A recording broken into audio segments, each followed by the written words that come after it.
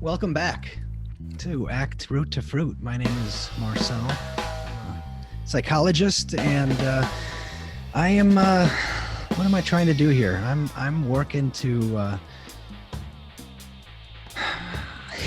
There it goes. Oh, it's showing up right away. It's all good. It's all good. So this show is about digging into the roots of the contextual behavioral sciences, ACT, FAP, IBT, whatever else there is, compassion-focused therapy, to help myself and other new learners be as precise as possible with this sweet-ass technology that my fantastic guest today has helped pioneer. Hey, Jen. Hey. I'm here today with Jen Gregg, who has been nice enough to join me to talk about this stuff. Jen's a full professor at the Department of Psychology at San Jose State University, and also works as a clinical psychologist at the University of California, San Francisco, primarily working with cancer patients, their families. She's a peer-reviewed ACT trainer and has been in this ACT world for a long time. And Jen, what I know that you're really active too in ACBS right now. What are some of your roles? I'm sure there's more than one. Well, I just finished being the program chair for the ACBS conference this summer, which was lots of fun. Yeah, that was. I say that was awesome. I was concerned, obviously. That, you and me both. Yeah, but I thought that was like, I can't imagine how much time of your life that took. So just want to give you a big fat pat on the back for everything you did there. Well, thank you. I got to do it with Matt Boone, who is a absolute wonderful, dear, awesome, amazing person and great friend of mine. So, when you get to do something, even when it's a lot of work with somebody that you never get to see, that is super fun to hang out with, it worked out. And thankfully, the conference did not end up being some sort of sad thing that we pretend did not happen, which, we thought it was 50-50 at least that was going to happen. To do the Men in Black pen afterwards. Okay, nobody ever speak of that ever again. We're just going to pretend like that was not something that happened at ACBS. Yeah. So obviously when I was asked, it was long before that was a consideration. So we felt lucky that it did not implode on itself. Yeah, no, it was great. I'm sure you learned a lot to consult for this upcoming endeavor. Yes. So that's my main role in ACBS now is that I help with conference planning and conference strategy. Historically, I've done a lot of work in the Developing Nations Committee is what we've always called it, but it's sort of for sort of helping support clinicians and researchers in low and middle income countries. And that's a huge part of my heart. Yeah. I've been lucky enough to support a lot of different projects around the world. And nice. Yeah. Nice. Yeah. Well, thanks for supporting this one today. Yeah. Thanks for having me. Yeah. I also want to mention that you are of a deep, steeped ACT lineage. You got your PhD with Dr. Steve Hayes. I did. I actually, I don't know if this is a good time to tell a funny story, but in 1995, I took an undergrad class at the University of Nevada. I was an undergrad student at University of Nevada. I'm from Alaska, but I ended up in Nevada for undergrad. And I took an undergrad class from Robin Walser. She was my teacher. She was a grad student at the time. And in this class, she mentioned ACT. And, it was a theories class. So I was sort of learning about all the different theories. And she mentioned ACT. And I was like, that. As soon as I heard it, I was like, oh yeah, that totally sounds fascinating. And I saw a flyer in the hallway that was targeted towards graduate students, not towards me, that said that there was an ACT workshop coming up. And in the early days of ACT, Steve Hayes would do these weekend workshops up in Tahoe. And so he was advertising it to the graduate students as an opportunity to get some sort of quick, deep learning in ACT. And I saw the flyer and I not knowing anything about anything, called him on the phone in his office and said, I love ACT and I would like to go to this workshop. Wow. And you're what year at that point in undergrad? I was a junior, I guess, in Okay. undergrad, no idea of anything. Wow. And bless him, he was very kind. He said, well, maybe you should come by my research lab meeting and see if you can get a little bit broader perspective than what you might have gotten in this, 1 week of talking about it in an undergrad class. And I was like, okay. And I showed up at his lab meeting. I understood not a single word of anything that was nothing. It was, just the Yeah. worst kind of like moment of like, is this English? Are they speaking? Maybe there's another language here that I don't know. And the meeting was over, and one of his advanced graduate students said, Steve asked me to talk to you a little bit about the workshop. He said that you're interested in going. And I was like, yes, I want to go to this. And this graduate student, Liz Gifford is her name, she said, it's experiential, right? And I didn't know what the word experiential meant, but I didn't want to admit that. So I was like, yes, of course, I know that, of course. So I end up in the woods with a whole bunch of psychologists doing this ACT workshop that was very, very experiential. Yeah. And that was it. Wow. Yeah. So Amazing. 25 years later, here you are. Yeah. You know what experiential means now. So, and I kind of think I was good I didn't know then. Sort of. Yeah. And also I appreciate you sharing that. For anybody listening who hears some words they don't know, that doesn't mean that you can't like one day be proficient in something, Yes. Well, and it is the case that many of the words in ACT are slightly made up. So, there's a lot that it's okay to just say, I don't know what that means. And likely somebody will say, oh yeah, I know that's an ACT word. We have completely fabricated. Yeah. And well, and I liked how, actually I just recently spoke with Bill Follett, and he helped me kind of understand how, he's such a dear. And he's saying how, there's that, those words are those mid-level terms are not as kind of tainted as a lot of other of our vocabulary, Right. which was helped and hurt eventually to some degree. Yeah. Was at that 1995, I'm sure you do you still have like that image of Robin in your head? Oh yeah. She looks exactly the same. Okay. Is that woman does not age. No. Yeah. Yeah. And she ended up being like a very, very dear friend. Nice. She introduced me to my husband like a million years later. And yes, like a wonderful serendipity on so many levels that I ended up in that class. But yeah. Crazy. And a little bit of sort of more hubris, I think, than I normally would have, that I called him up and was like, I would like to go to your workshop. Well, I'm glad you did.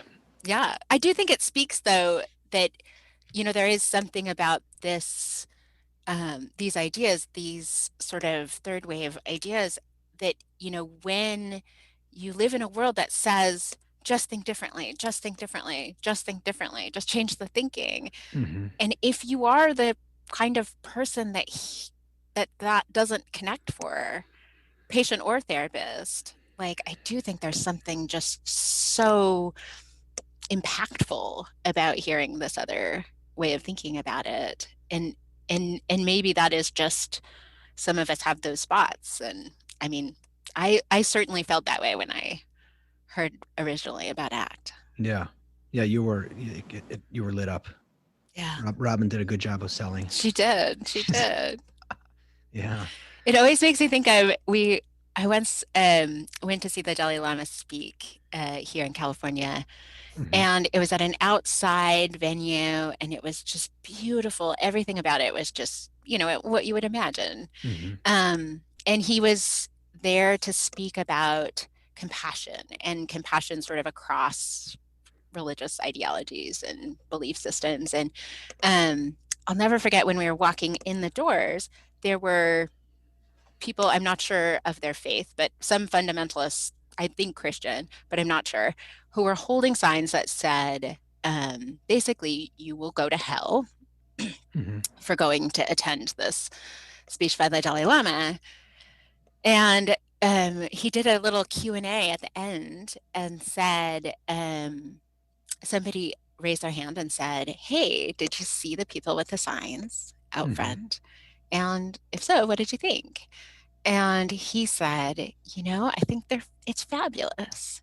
Like, some people need the message to be kind of, you have to do this and you can't do this.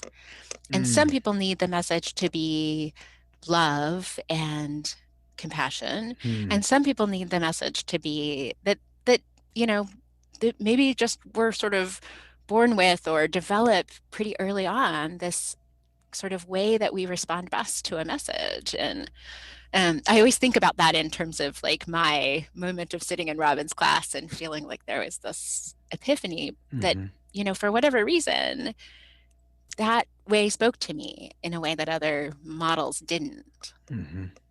Yeah. And certainly most of us who have done trainings or been at trainings like see that happen with other clinicians and students. Yeah. So that's a very functional response, functionally appropriate response that it's in line with his message of his talk that day. Right. Yeah. Right. The verbal behavior gets to sort of function as well. Like we all have our stories, certainly, but also that, we're going to move in a way that works for us. Yeah. Yeah. And speaking of verbal behavior, when you how do you think how is it helpful for people to start to think about words as behavior? And well, I think it's helpful. The way that it makes the most sense to me is that if you can think about words as behavior, then you get all of these different response classes associated with them. okay. And that is easier. If we can be thinking about this as a response class, then it is so much easier to think about having some ability to respond this way or that way, respond differently in terms of response class, versus if we think about thoughts as content. If we think about thoughts as content, then I think it gets us stuck with whatever content is there. If we think about it in terms of response class, then we can do all of these different things. And, the metaphor, of course, that we often use in ACT, but I think just makes sense, has to do with physical space and movement. And that, if I'll give a clinical example. I have a patient right now who I mostly work with people who are medically sick. So these days, that's a lot of people with cancer. And I have a patient who the other day had a dream that she got a message that she was going to die before Christmas. Pretty, not terribly uncommon content-wise. But if that thought, because it's the thought after the dream for her that is particularly salient, if that thought, if we focus on the response there, that behavior, then we get to play around with it. Then we get to move sort of how she responds to it. Okay. Rather than needing the dream to have been different, which she doesn't have any control over. Yeah. Yeah. So can you talk a little bit more about how you do that or how you did that?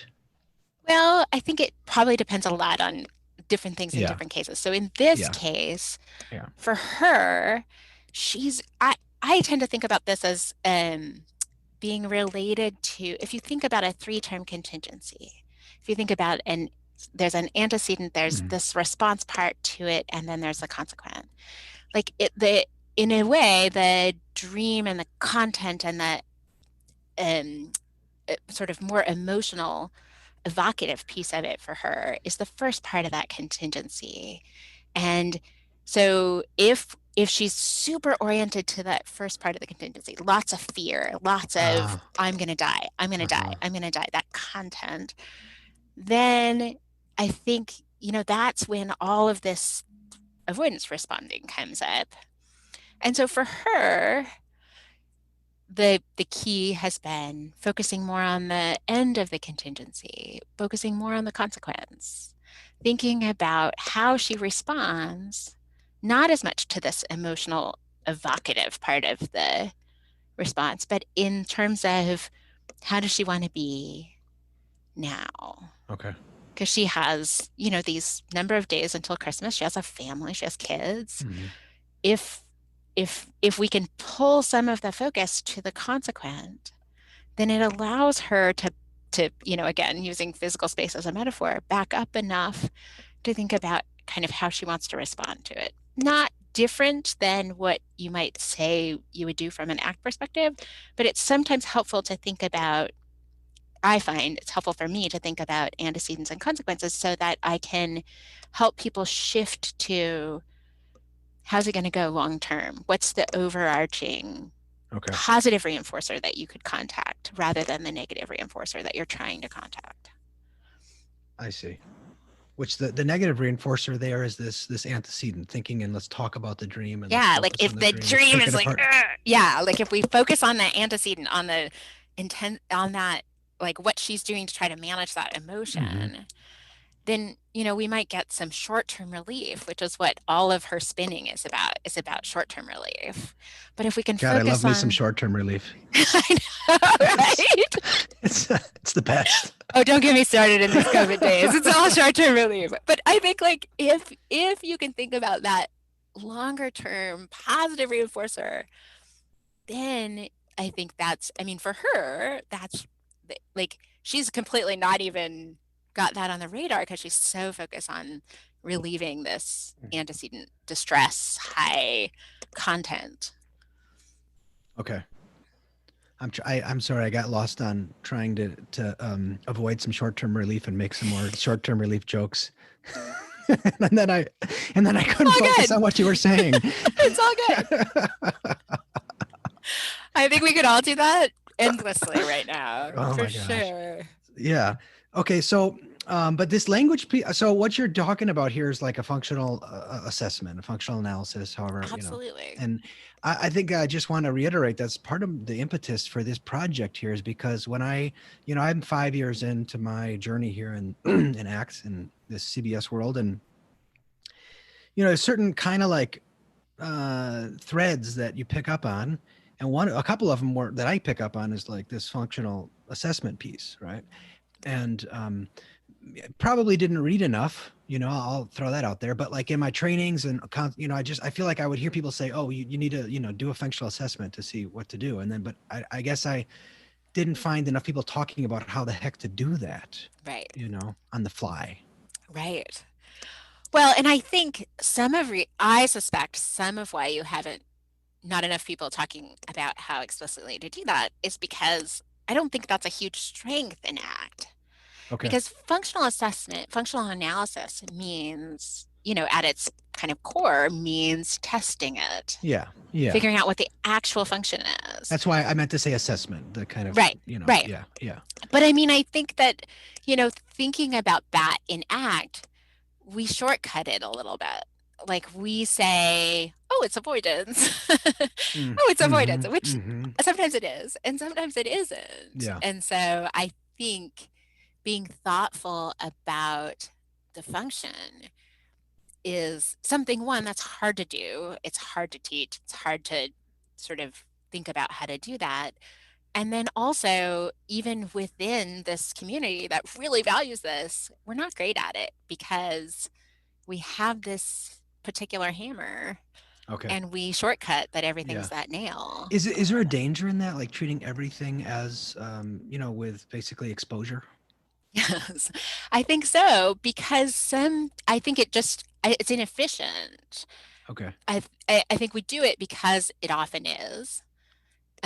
But there are times when behaviors are maintained by social reinforcers or other things that are not related to avoidance that we probably miss.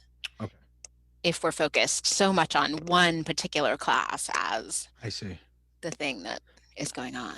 So you look at class, you think very kind of, you group things in classes as you're working with someone. Are you just kind of like stockpiling different things and thinking, okay, I'm going to put them in this cupboard in the avoidance class?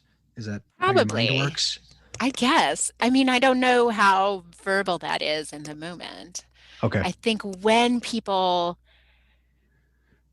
so much of what happens in the therapy room, you get to see in vivo what the function is. Like Mm-hmm. some people will, orient to me and try to say what they think I want them to say. I have noticed. I worked at the VA for Mm-hmm. a long time at the VA hospital, and um, I will never forget. I was doing this ACT group once in a men's PTSD rehab program. So it was guys with primarily at the time, this was early 2000s, um, primarily um, vets from the Vietnam War. Mm-hmm. So who maybe had been struggling for years and years without a lot of help, without a lot of attention. And then often what would happen is guys would retire and then their symptoms would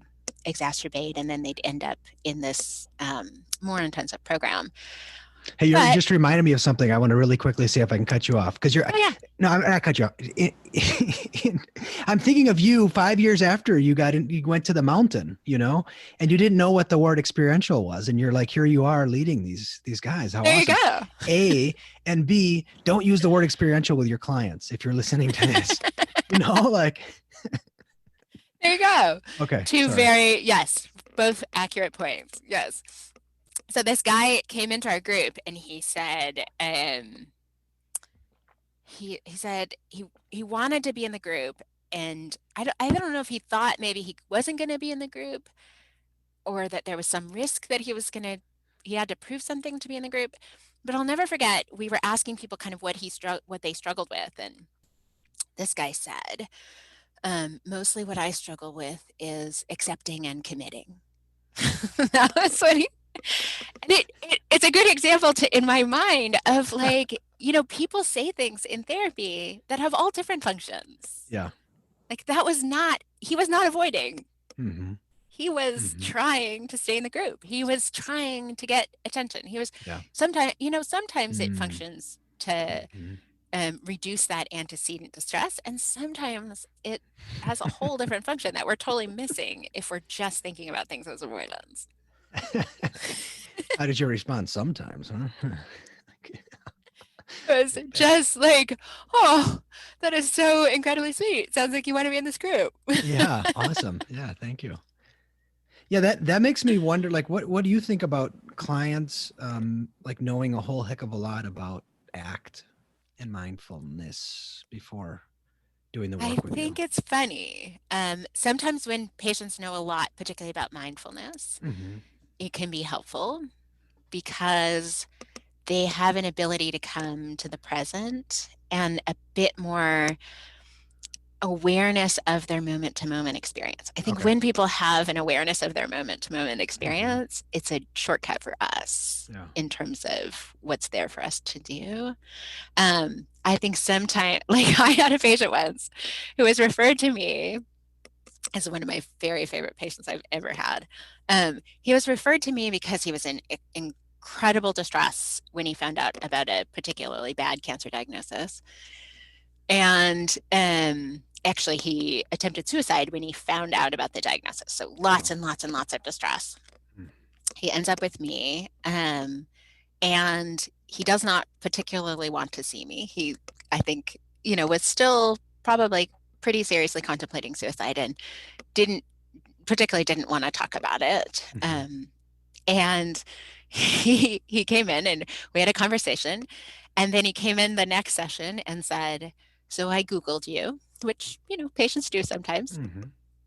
And he was a very bright man and proceeded to give me a very lengthy description of the challenges of between acceptance and commitment therapy and cognitive therapy, and how, the mechanisms were slightly different. And like he had a very, very erudite and very Mm-hmm. smart response to sort of seeing that. And for him, eventually what we got to in the therapy is that that also had multiple functions. One function was that he wanted to impress me. He wanted me to think that he was smart. Mm-hmm. And I did. I did kind of think he was smart. Yeah. And I was impressed by his research. And the other function was for him to not have to feel vulnerable. Mm-hmm. That being in a room with me, with any Mm-hmm. therapist, increased this incredibly aversive experience of vulnerability for him. And he really wanted it even back out. He really wanted Yeah. me not to be having control that he wanted to have. Yeah. Yeah. So sometimes I think patients having a background knowledge is fabulous, and Yeah. sometimes it functions to try to reduce the experience of what can happen in the room. And on that, I just, I would assume that, he probably didn't know that's what he was doing. I'm just gonna throw that Oh, out there. no, it was so You know? cute. It Yeah. was, yeah, I mean, he was incredibly, he, for him, there was a problem, which was he would not have named as vulnerability, Mm-hmm. but eventually we got to was named Yeah. vulnerability. And he went about solving it the way he Yeah. went about solving everything. And I say that because, and I hear therapists talk about clients in ways that, they have an objective or know what they're necessary, like, what the consequences of their behavior are. And, kind of this, like, just they need to pick themselves up by the bootstraps and, get off their butts. And, so I just don't agree with that. Yeah. Way of, Well, I will say this, I mean, I would say that this particular man, with all of his like gonna not be vulnerable, and that again, I agree. I don't think he had any awareness of. I think it mm-hmm. caused all kinds of problems in his life that he wasn't aware of. And he, to his extreme credit, he just kept showing up and kept coming back and like did the most extraordinary things, like some of the most extraordinary things I've ever Wow. seen patients do. These clients where that like, Yeah. you Yeah. don't get you don't you there's something about people coming back and saying like, let me tell you about these ways that I live my values, that I Yeah. wasn't living them before, Yeah. and that I did this, and Yeah. just like so extraordinary. Yeah. To be a part of that and witness. Yeah. I just left my job of close to 5 years and, had some real good goodbyes with some clients who I've been working with for a long time. And just to be able to really, really lean into and focus on some growth that they've had and have that meaningful goodbye was so Oh, beautiful. yeah. Yeah. Yeah. Yeah. And so um yeah, the other thing that I think is speaking of this in the same kind of vein, I think there's kind of a cliche word around mindfulness, which is or term I should say is letting go. And I've noticed that more recently, that, stuff like Headspace and all these, our culture is becoming more, selling mindfulness, I guess. And I've noticed clients kind of just like, I'm like talking about something or a metaphor. They're just like, oh, do you mean just like let it go? And I'm like, well, like I functionally, I hear it like they're just saying like it's another way that I just, try to get rid of my thoughts. Right. I do think that that phrase functions that way for most of the people who hear it. Yeah. Yeah. Yeah. So I dangerous. I think like for me, I I grew up in ACT, so I don't say let it go because it's too close to avoid it in my Okay. head. And I do think there's an interesting other piece that mindfulness gives us that hasn't been explored in ACT as much as it can be, which is this idea of not attaching. Like some of the time, um, I think in a more spiritual version of mindfulness, when people say let go, what they're talking about is not grasping, not attaching Mm-hmm. to anything. Um, Stop grabbing shit. Yeah, stop grabbing shit. Exactly. And I think that piece is an interesting part of the process of what happens with mindfulness in maybe in a more spiritual vein that we haven't done as much. Like ACT hasn't really moved into that part as much. Like it's interesting to me that there are pockets of spiritual mindfulness that I really feel like they are steeped in ACT, or ACT is steeped in. And then there are other parts of spiritual mindfulness, like this idea about letting go when it's about attaching, that we don't spend as much time thinking about how to translate into potentially useful clinical interventions. That there are these, we really focus on, don't avoid your negative feelings, don't just try to have positive feelings, don't, but we don't spend as much time talking about, like, sometimes when we have something cool going on, we grab it with both hands until we have strangled it. Like there's this interesting piece that I think is what sometimes people are talking about when they talk about letting go. But I don't know. It's not fully worked out in my head, so I'm not even sure what I said just made sense. But no, I tracked some, if not all of it, and my mind was also thinking about what I was going to ask you next. So I'm not. Right on. It's all good. I'm not sure. It's not sort of fleshed out enough but it is something, like, I would be shocked if I don't somehow figure out some way to do a study about this in the next few years. Like, so I just keep coming back to this idea that there's something about attachment that we don't use therapeutically in a way that I think might be useful. But I don't know what it is. Yeah. Well, but I wanted to get back to the functional classes of behavior. Yes. What's a useful way for people to start to kind of think about classes of behavior? And would it be helpful, do you think, for you to name a few or like, where would you send someone to learn more about that kind of language? Well, in terms of what classes there are out there, I think, the traditional experimental analysis of behavior literature, focuses on, in nonverbal humans and in animals, that a lot of times those classes have to do with sort of gaining an appetitive or escaping an aversive, or like that, you can think about them just in terms of reinforcement and punishment.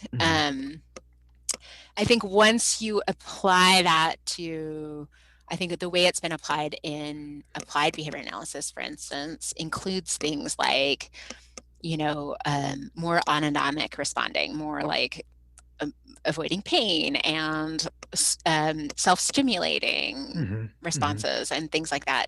I mean, I think as you go up in sort of a clinical ladder of complexity of problems, I think some of those classes are too simplistic. Okay. Lisa Coyne, who is a collaborator of mine, sometimes has a wonderful way of talking about this, which is, you do, you get. You do something, you get something. And helping clients think thoughtfully about you do, you get, helps get at function, even once you get up to these pretty complex classes of behavior. Okay. Like I pick up my slightly inappropriate mug. I just realized as it was halfway over here. I pick up my mug. Is that the cartoon, the Family Guy? It is from Cleveland? No, it does kind of look like Cleveland. It is actually it's much more inappropriate than that. It is from oh my gosh, I'm of course blanking on the name of it. It is from Rick and Morty, which is a cartoon that is very inappropriate.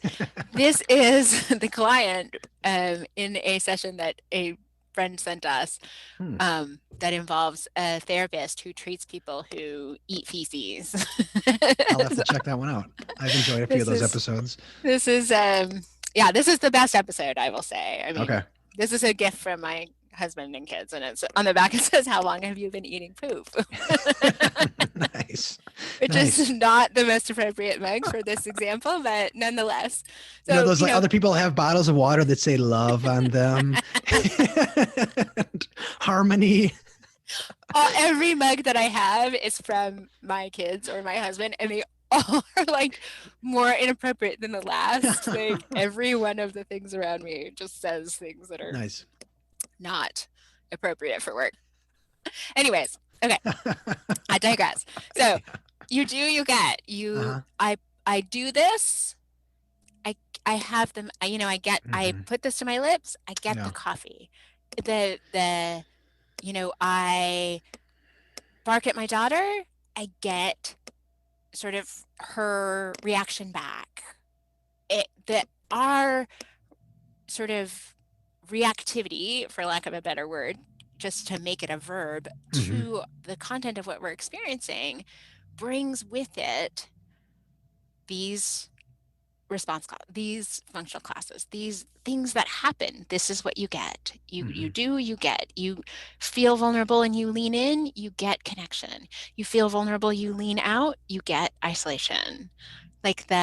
So our job is to help see people see that, not the short-term relief that they're getting, which keeps them in that. That's the reinforcing nature of this, right? Right. That short term, that antecedent focus. Like if you're focused on the vulnerability and its aversive properties and you pull back, then you get some short term relief. But if you're focused on this kind of hidden, I always like put it behind me when I'm talking to patients. Like there's this whole other thing back here, which is the positive reinforcer that's there. Okay. And so I don't know if that's a great answer to the specific question that you asked, but I do think like our job as these behaviors get more and more complex, it is more than just, is it self-stimulating or we want to be thinking about like, what is the positive reinforcer? What is the consequent end of that contingency? And how do we keep pulling people's eyes there? Okay. So it's one, pulling their eyes there, and then also helping them to learn how focusing just on the antecedent and the avoidance of the antecedent, or control of the antecedent, is impacting their life. Yeah. As part of the learning process. Yeah, that short-term relief, long-term awesomeness kind of. Okay. And not that short-term relief isn't sometimes really awesome, because it is. Yeah. I found that it's the challenge for me as a new person, and I've gotten better over time, but it's like, leading someone through this and not, explaining someone through this. Yeah. Well, my favorite strategy, and any one of my patients for the last million years would describe this about me. My favorite strategy is to physicalize it. Just because I think that metaphor of space and is one that is very easy to translate to make it not explaining. So, if you say, I am worried about my mug, or I am, worried about this, or I am sad about this, like being able to kind of, I don't have my selfie on, so I don't know if you can see this, but like, make it a thing that, every therapy room has tissue. Like, so, there's always a prop. I feel like. But I thought that's what radical behavioralism was. You don't have tissues in your office. That's true. You don't hand them. I know. Right? And there's always like something that you can kind of create a physical metaphor for what that content is, and then play with the space. And it allows for, like you can focus on this, and if you're focused on this, then eliminating this is the only important thing. But what if, if we move around the room, like there's other things that matter. So that's my and my patients, a lot of my patients have chronic medical illness who are told that they're going to die, and then sometimes 10 years later they do, Mm-hmm. who live with this kind of big fear all the time. And because of that, they come in and out of my schedule. And so, they will all say, like, get the tissue box. I need like to like figure out what they are. I need to define it.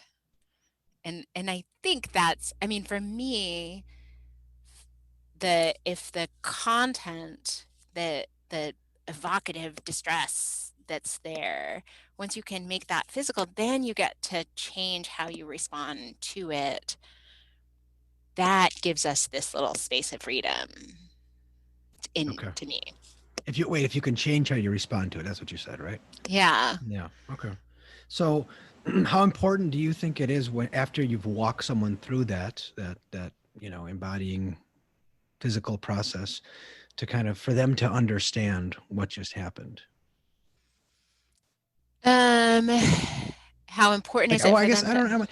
That's part of my question, but also like I'm wondering, like, I feel like when I've witnessed different people act and work, it's like there's obviously different styles, and that's I'm not a proponent of everyone being the same caricature of somebody or someone else, but just like, mm, you know, taking that with them, and without like over explaining, without like taking the magic out of what just happened. Yeah. I don't know if Well, you're hearing what I'm asking, hopefully, because I'm not sure I I am. am. I Okay, I good. am, I think. I mean, I think there's something for me about physicalizing it Hmm.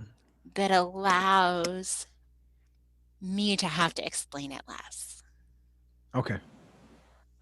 Like if you just think about like what's the most distressing thing that happened today? It doesn't have to be big. Wow, I've got a big one. I don't know, it's a big one. My daughter fell and cut her Oh, hand up, but it was she's 5, and it was like a slow motion fall. But when she got up, and we had just gone out for a little walk, the three of us to go, my oh, son and my daughter, and had some blood, and it was a big deal. oh. And what was the feeling that was there for you?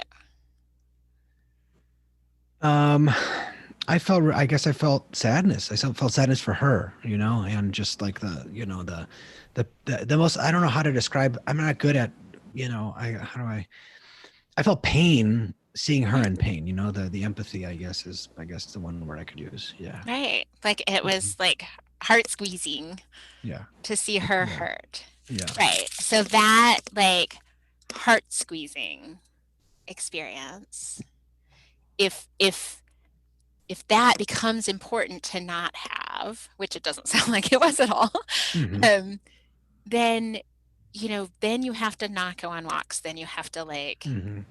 not let her have any freedom, not Yeah. let her fall Or down. yell at her, stop Yeah, crying. yeah, right, right.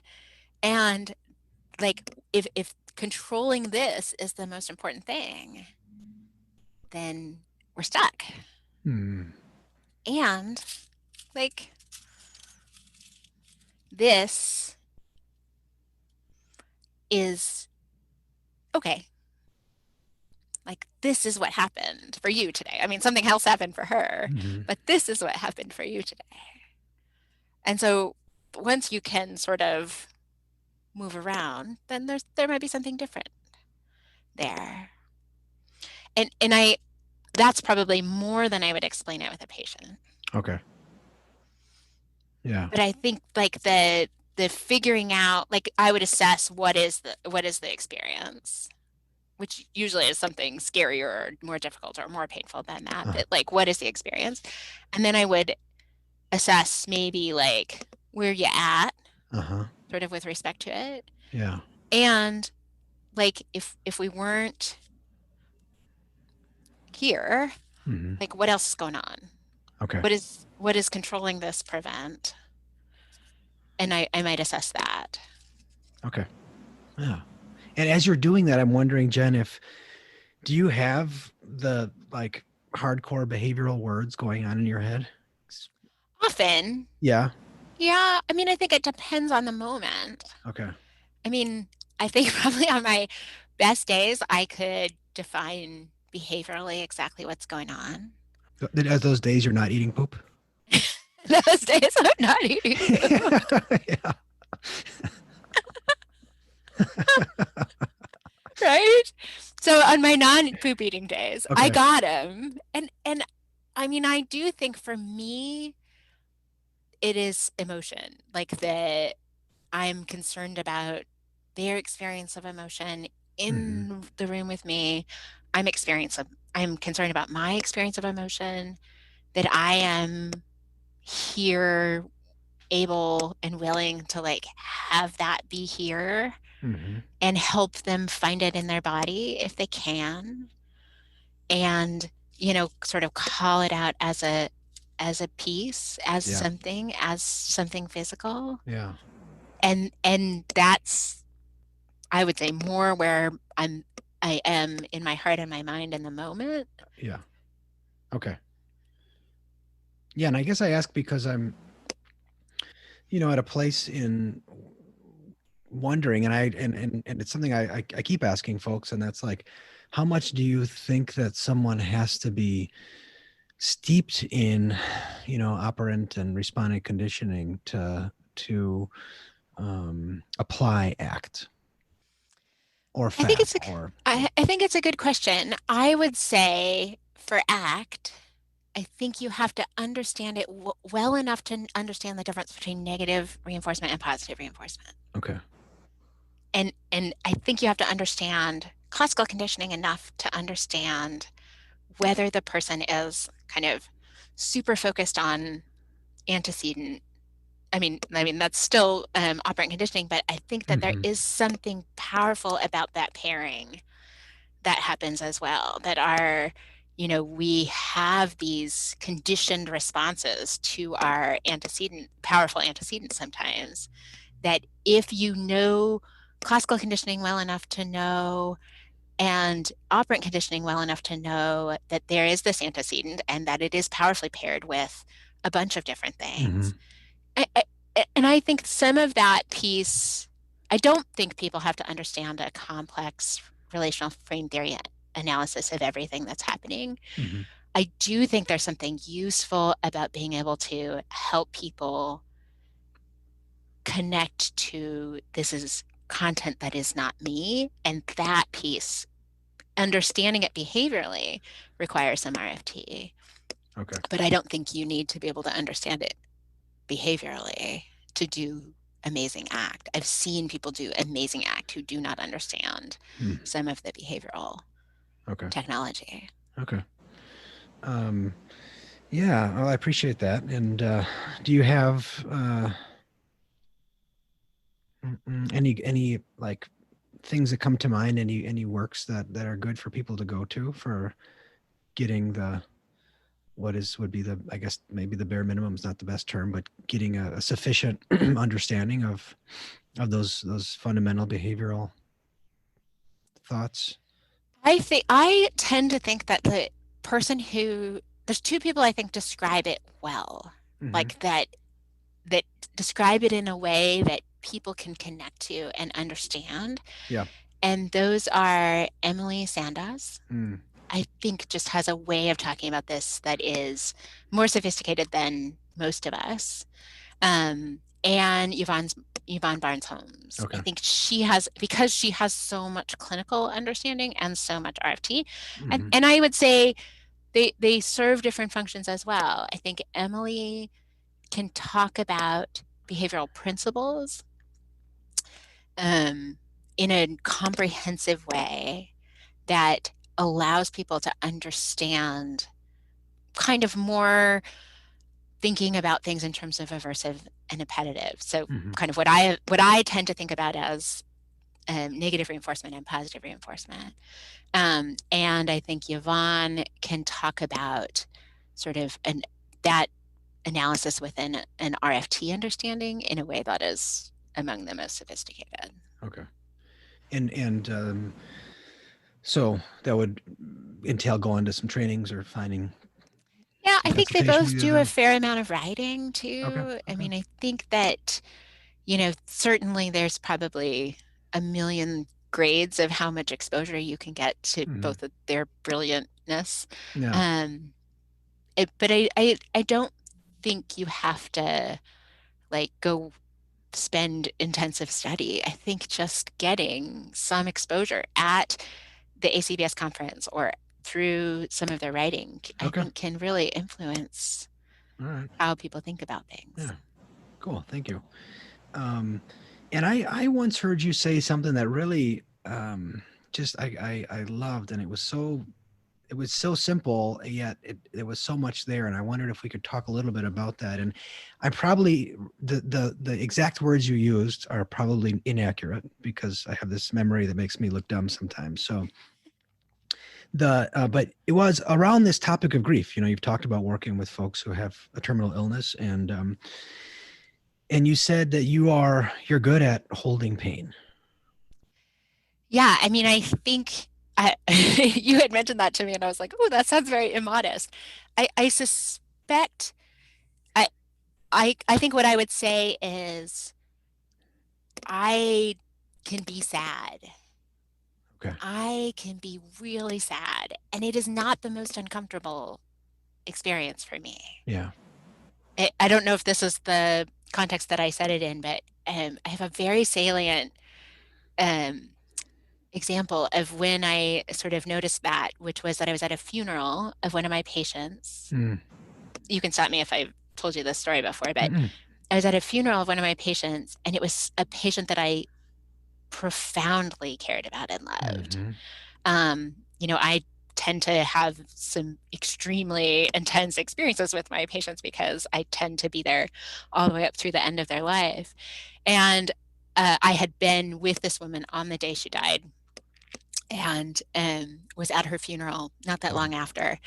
And funerals are tricky when you're a therapist. And so, I often go in a way that keeps different therapists have different feeling about whether or not you should go. Mm-hmm. I tend to go in a way that kind of makes me as low profile as possible. I try to get there right after it started and leave right before it ends and kind of stay in the back and kind of stay down. Mm-hmm. And so I can hold the confidentiality, but I can still do my own grieving. And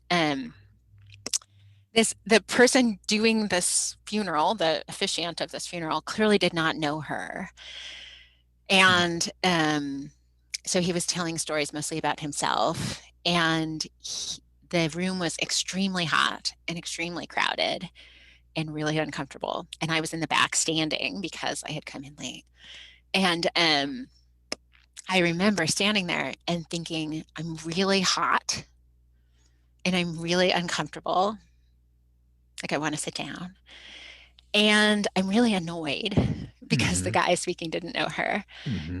And I'm really sad, Yeah. just at the loss of her in the world. And I remember kind of having the thought, like, the only one of those I don't need to solve is being sad. like, like I probably am gonna Mm-hmm. need to sit down at some point, and I might need to take this jacket off, Mm-hmm. and I might need Punch to this guy in the face or pull him. I need to like start clapping like it's over. And Good job. Good job. so Mm-hmm. I do think like maybe particularly because of the population that I work with. But I have all I'm a kid who I was a kid who cried a lot, Mm. which now as a parent, I have so much sympathy for my parents. Um, that must have been so hard for them. But I think my feelings are close enough to the surface Mm-hmm. generally Okay. that they're not so scary, maybe. Mm-mm. Was like you're holding this for them. You're helping. You're like you're sharing the space and you're opening up and like holding their Yeah, sadness for them with them, with I would them. say. Yeah. That okay. Thank you. Yeah. Yeah, I think And with them in a way, I think that's often what really good therapy is. That okay. that the experience in the room is that the emotion comes in Yeah. and is there, and that it doesn't have to be solved and it doesn't have to be handled.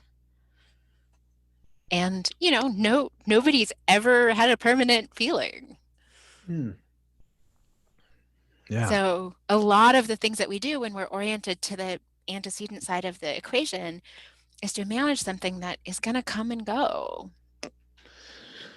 Yeah. So like functionally speaking, what's happening there in working with someone who's in a high level of grief, let's say, and you're as the therapist just creating a space for it and holding it with them. Right. And I'm not talking about like you're explaining all of this, but just, Right. energetically and emotionally. Right. I think functionally for them, like if it's you do, you get, you have this experience. One of the functions of sitting with that is sort of shifting.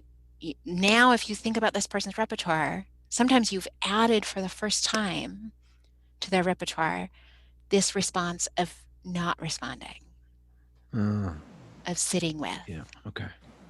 And this response class of like letting it simmer Mm-hmm.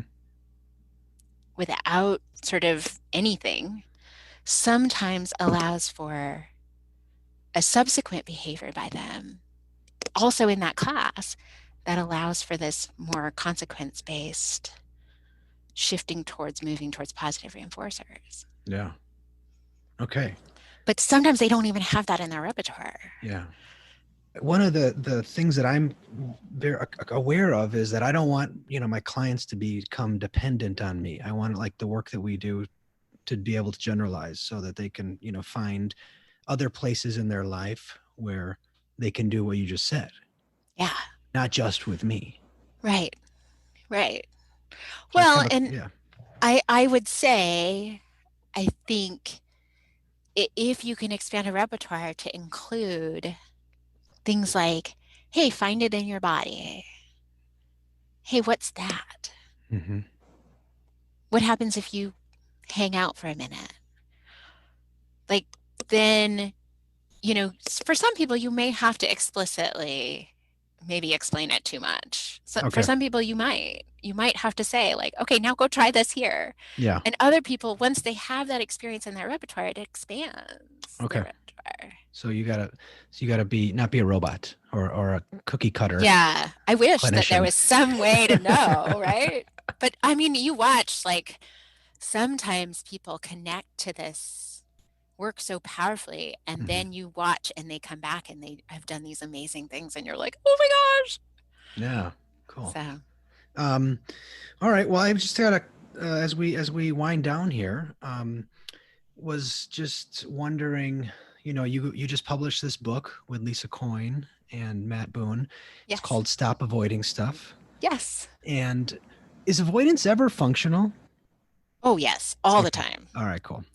I often like prescribe like People magazine. Yeah. You might get some Oh, hate mail yes. now after saying that. Lots and lots and lots of times. It Yeah. works perfectly fine. Okay. All right, cool. So, who's this book for? Well, so this book is funny. Uh, Matt Boone worked for this healthcare company, this behavioral healthcare company out here Hmm. for a number of years. And they had this public facing blog of just like, you know, getting different psychologists and social workers and mental health people to write kind of short blogs on different, whatever topic they wanted. Yeah.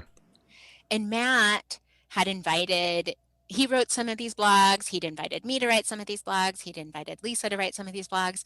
And, it was really fun to just Hmm. think about some of these complex things and try to think about how to talk about it in a really brief way, in kind of short paragraphs, Hmm. in, with a personal story and like trying to make it something that would be a little bit more accessible to people than the way that we tend to write about these things. Hmm.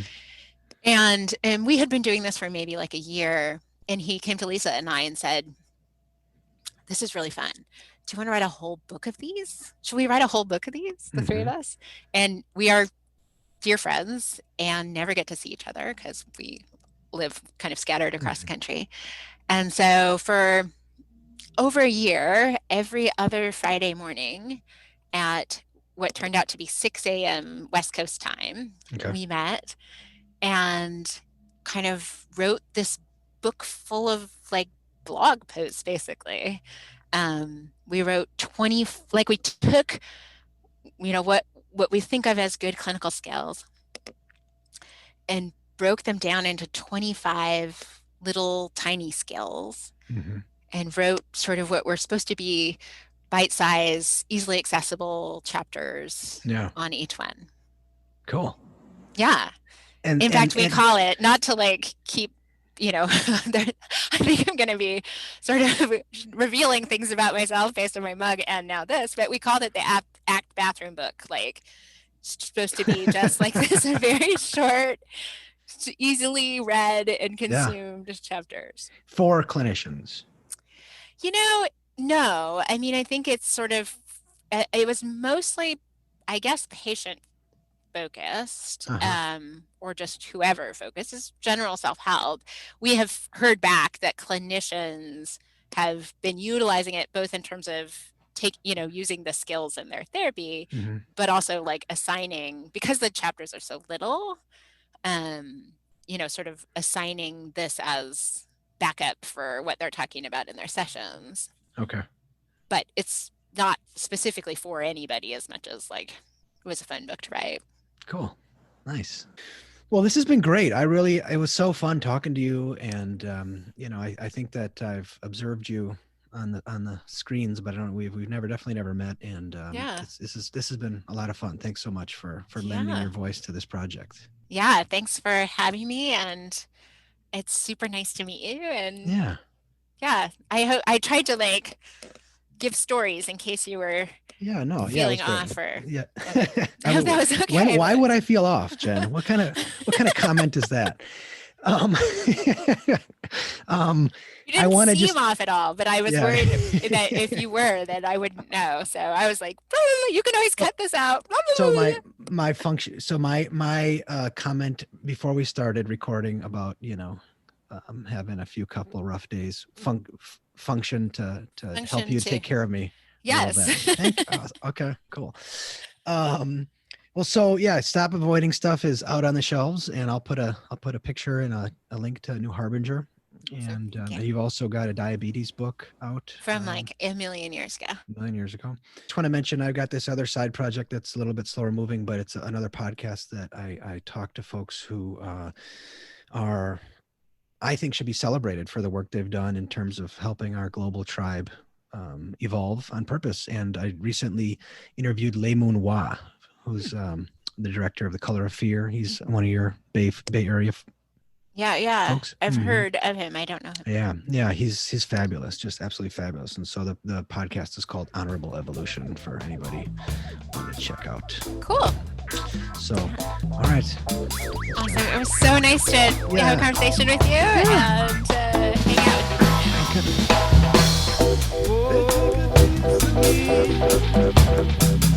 But I'm getting stronger. They take a piece of me. But I'm getting stronger. They take a piece of me. But I'm getting stronger. They take a piece of me.